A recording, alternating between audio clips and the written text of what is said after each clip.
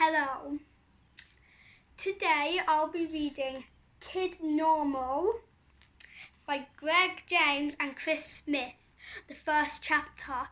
Every day I'll be doing a chapter each. Today I'll be doing chapter 1 of Kid Normal.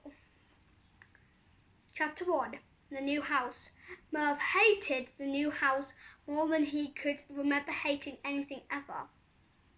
A light wind, such as you often find at the beginning of a story, tousled his shaggy brown hair as he stood looking up at it.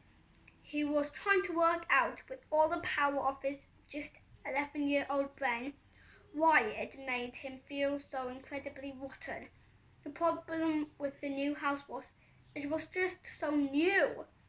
When Merv was smaller, he lived in a much older house with interesting wooden stairs that led to an interestingly dingy attic full of interesting boxes.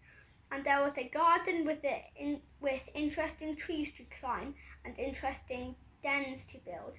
It had been the sort of house adventures happened in, though to be fair, never actually had, because the potential was there.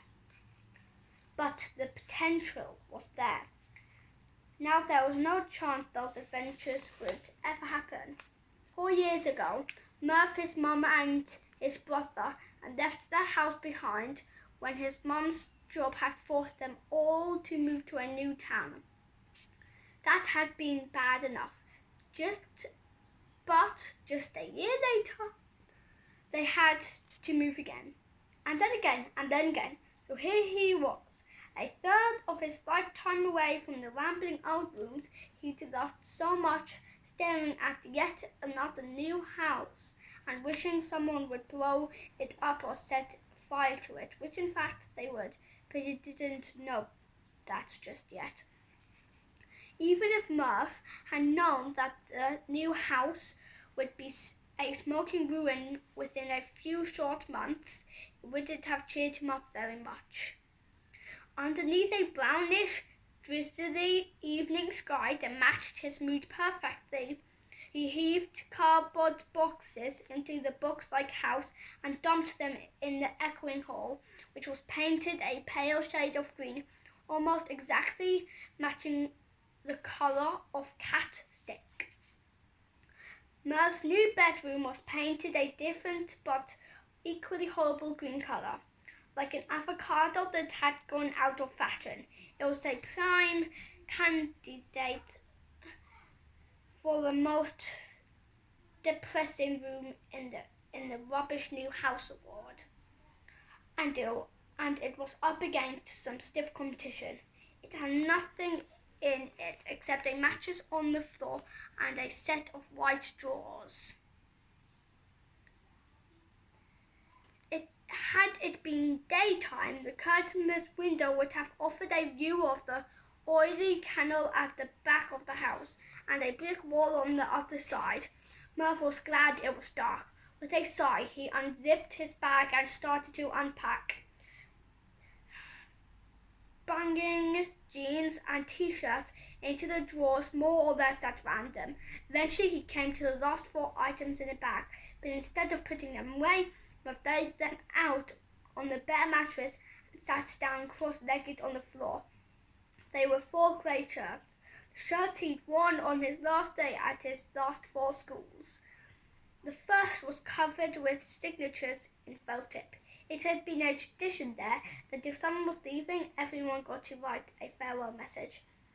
"We'll miss you, buddy," from Max. "Stay in touch, superstar Sam. Don't leave us, mighty Merv, Lucas."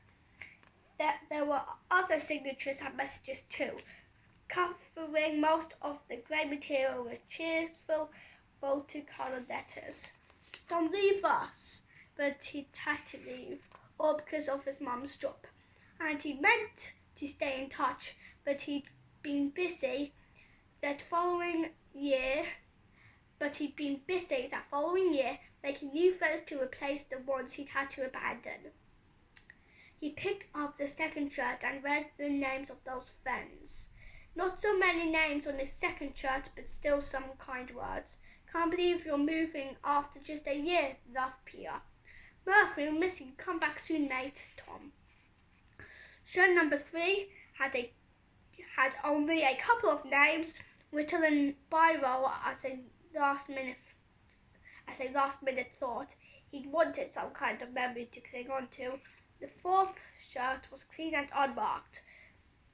Murph folded the shirts back up and piled them into the bottom drawer of his white cabinet. He made no friends in last year. He'd been convinced, and rightly so, that one day soon his mum would break it to him over dinner that they were going to have to move again. Other people had become like TV programs to Murph. There was no point getting too involved because he never knew when someone was going to come along and change the channel. As you'll know if you've ever moved house, the first night takeaway is a very important ritual.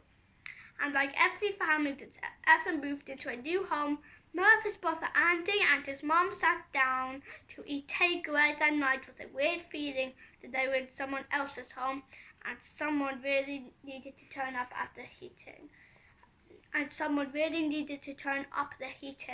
They ate out of silver foil containers because his mom couldn't find the box with the plates in. Murph knew exactly which one it was, but he was too busy stopping his old brother stealing his prawn crackers. "Those are mine, you big lump," he shouted as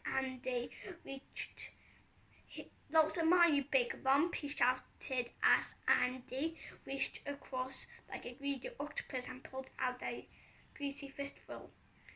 You don't need a whole bag to yourself, Smurfface," the big 16-year-old lump replied. "Yes, I do," spluttered Murph, cracker debris fountain out of his mouth like the end of those big impressive fireworks, only prawn scented.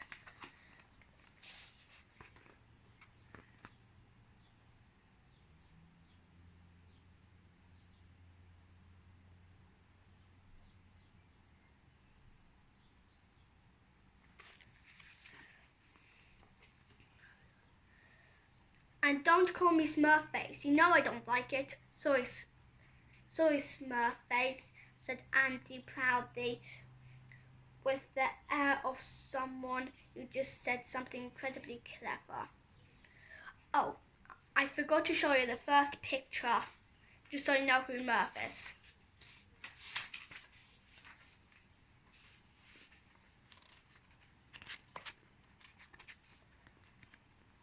This is the first picture.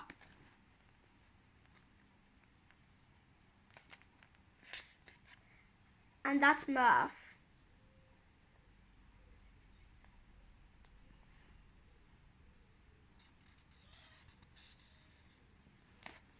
Now back to the story.